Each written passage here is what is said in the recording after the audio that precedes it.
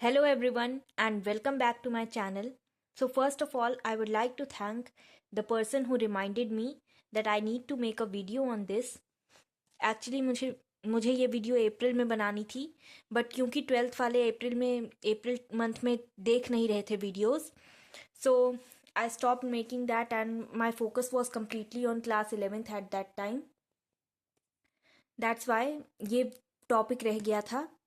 But now, here is this video from chapter 1 towards independence and partition. और ये जो topic है ये है about the non-Congress ministries.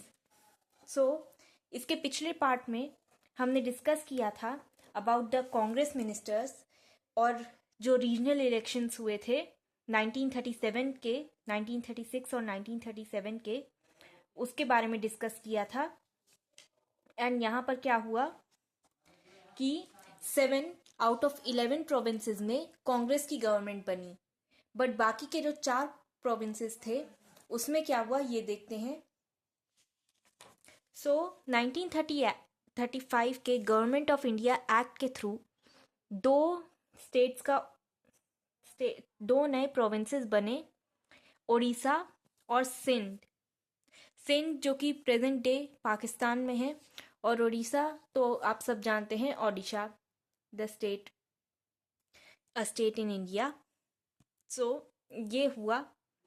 अब कांग्रेस ने कई सारे स्टेट्स में मिनिस्ट्रीज बना ली थी. सेवन प्रोविंसेस में मिनिस्ट्री अपनी बनाई थी, बट जो बाकी के 4 प्रोविंसेस थे वो कौन कौन से थे. सबसे पहले आता है बंगाल, जिसमें बनी कृषक प्रजा पार्टी.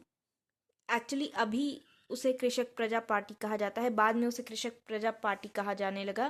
पहले इसका नाम कुछ और था. और इसके प्राइम मिनिस्टर, बंगाल के प्राइम मिनिस्टर बने Fazlul Haq. He became the prime minister of Bengal.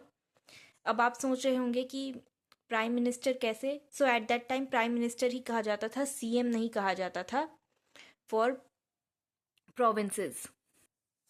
अब सबसे पहले ये कांग्रेस के पास गए थे, कोएलिशन गवर्नमेंट बनानी थी इन्हें, तो ये सबसे पहले कांग्रेस के पास गए, बट कांग्रेस ने मना कर दिया.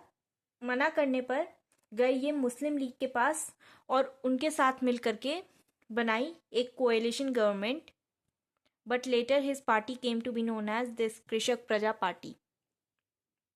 नेक्स्ट अगर हम बात करें सिंध प्रोविंस की, तो यहाँ पर गुलाम हुसैन हिदायतुल्ला जो थे वो बने prime minister during the 1937 elections.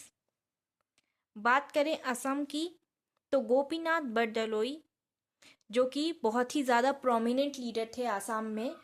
इतने ज़्यादा प्रोमिनेंट थे कि इन्हें वहाँ पर लोकप्रिय का से भी कहा जाने लगा, लोकप्रिय नाम से भी कहा जाने लगा. He was one of the popular leaders of Assam and he was also awarded Bharat Ratna in 1999.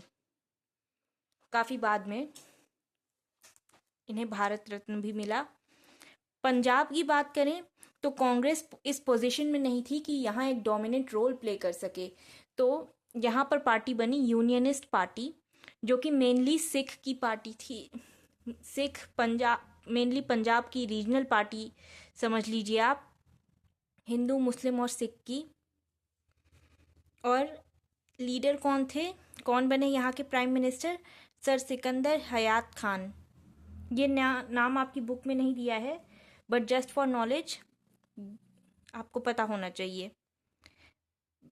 अब बंगाल और पंजाब के जो प्रोविंसेस थे, यहाँ पर जो नॉन कांग्रेस मिनिस्टर्स थे, इन्होंने कई सारे मेजर्स इंट्रोड्यूस किए जिससे कि लोगों की लाइफ में, लोगों के जो मटेरियल नीड्स थी वो फुलफिल करी जा सके, मटेरियल कंडीशंस इम्प्रूव करी जा सके. इसके लिए मतलब खाने पीने की चीज़ें और बाकी बेसिक नीड्स फुलफिल करी जा सके, इसके लिए कई सारे मेजर्स इंट्रोड्यूस करे. बंगाल में लैंड रेवेन्यू कमीशन फॉर्म हुई और आर्बिट्रेशन कमिटीज़ भी फॉर्म हुई, जिससे कि लैंडलॉर्ड से रिलेटेड जो भी डिस्प्यूट्स हैं वो सॉल्व करे जा सकें. प्लस बंगाल टेनेंसी एक्ट को भी अमेंड कर दिया गया, जिससे कि टेनेंट्स को काफ़ी ज़्यादा राहत मिली।